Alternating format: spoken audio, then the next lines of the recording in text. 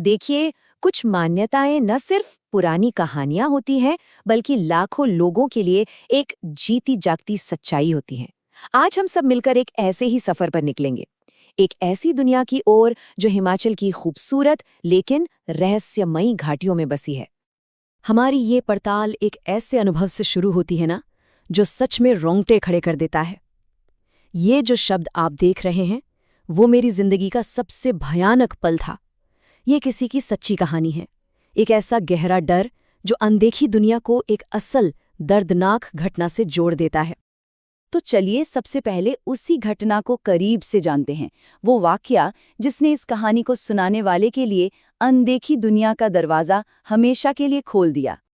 ये बात है बचपन की एक खेल की, एक मामूली सी शर्त की, जो देखते ही देखते एक भयानक हादसे में बदल गई। लेकिन ये खौफ सिर्फ उस हादसे तक ही नहीं थमा। असल और उससे भी ज्यादा डरावनी कहानी तो इसके बाद शुरू हुई। तो अब सवाल ये था कि जब एक आत्मा किसी बच्चे के पीछे पड़ जाए तो क्या किया जाए। इसका हल किसी डॉक्टर या मॉडर्न दवा में नहीं था। नहीं, इसका जवाब छिपा था एक बहुत पुरानी, एक पारंपरिक शक्ति से मदद मांगने में।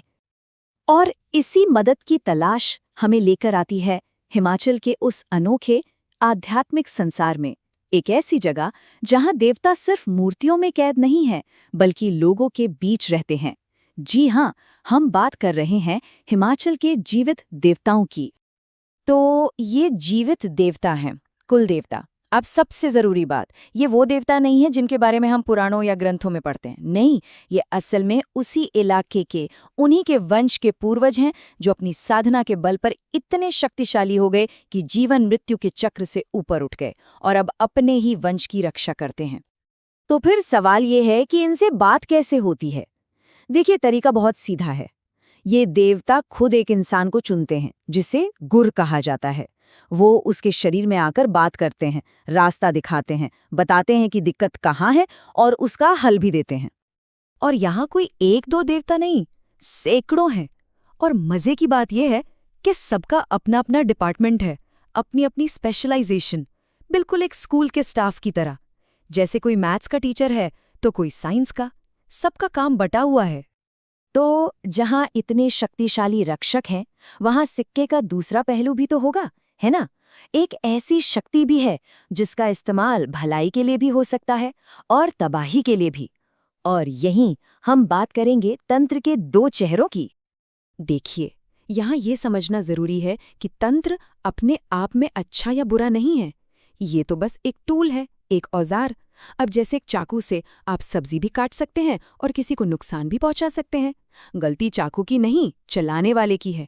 बिल्कुल वैसे ही तंत्र की शक्ति इस्तेमाल करने वाले के इरादे पर निर्भर करती है। तो जो माहिर तांत्रिक होते हैं, वो जब किसी पर हमला करते हैं तो उनका पहला निशाना क्या होता है?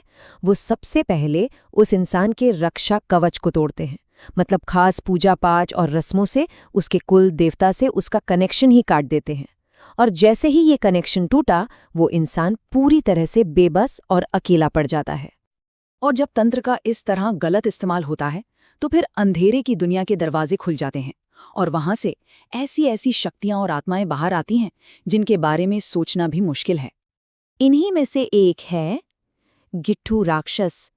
कहते हैं ये उस बच्चे की आत्मा है जो पैदा होने से पहले ही माँ के पेट में मर गया हो। इसका रूप एक बच्चे का होता है जिसके सिर पर आग के सींग होते हैं।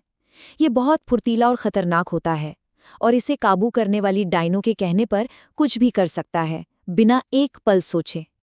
एक और नाम है नाहर सिंह। ये एक बहुत शक्तिशाली आत्मा है जिसके कई रूप हैं। कुछ रूपों की तो पूजा भी होती है, लेकिन इसका एक रूप बेहद खतरनाक माना जाता है। कहते हैं कि ये रूप खास तौर पर महिलाओं की तरफ आकर्षित होता है और ये सिर्फ एहसास तक सीमित नहीं, बल्कि आत्मा के रूप में शारीरिक हमला तक कर सकता है। इसकी भयावहता को समझने के लिए किस्सा सुनिए। एक पढ़ी लिखी कामयाब लड़की किसी की जलन का शिकार हो गई। उसे परेशान करने के लिए इसी नाहर सिंह को भेजा गया और नतीजा, वो लड़की हर सुबह जब सोकर उठती तो उसके कपड़े फटे होते थे और शरीर पर काटने के अजीब निशान होते थे। जरा सोचिए उस पर क्या बीत रही होगी। तो ये जो अच्छाई और बुराई का खेल है ना, ये कोई छोटी मोटी झड़प नहीं है। ये हर साल एक बड़े क्लाइमैक्स पर पहुंचता है, एक महायुद्ध में। एक ऐसा युद्ध जो आत्माओं के बीच लड़ा जाता है और जो आने वाले साल के लिए पूरी जमीन की किस्मत तय करता है। कहते हैं कि डायना पार्क नाम की एक जगह पर हर साल देवताओं और डायनों के बीच ये अनदेखा युद्ध होता है। अब भले ही ये युद्ध हमारी आंखों से नहीं दिखता, पर वहां के लोग बताते हैं कि उन्हें लड़ाई की आवाजें सुनाई देती हैं। और इतना ही नहीं, इस जंग का नतीजा बाकायदा लोकल अखबारों में भी छपता है। तो फिर इस जंग में दांव पर क्या लगा होता है? सब कुछ। ये सिर्फ एक कहानी नहीं है। लोगों का मानना है कि इस जंग के नतीजे का सीधा असर हमारी दुनिया पर पड़ता है। अगर देवता जीते तो अच्छी फसल होगी, मौसम अच्छा रहेगा, और अगर डायने जीती तो सूखा, बाढ़ और बर्बादी। लेकिन कहानी में सबसे हैरत अंगेज मोड़ अब आता है। ये जो लड़ाई है, ये अच्छाई की बुराई पर पूरी तरह से जीत के लिए नहीं है। जैसा कि ये कहावत बताती है, अगर देवता पूरी तरह भी जीत जाएं तो वो भी अच्छा नहीं है। ये पूरी मान्यता इस तरफ इशारा करती है कि एक ऐसी दुनिया जिसमें सिर्फ रोशनी हो या सिर्फ अंधेरा हो, वो दुनिया स्थिर नहीं रह सकती, वो बिखर जाएगी।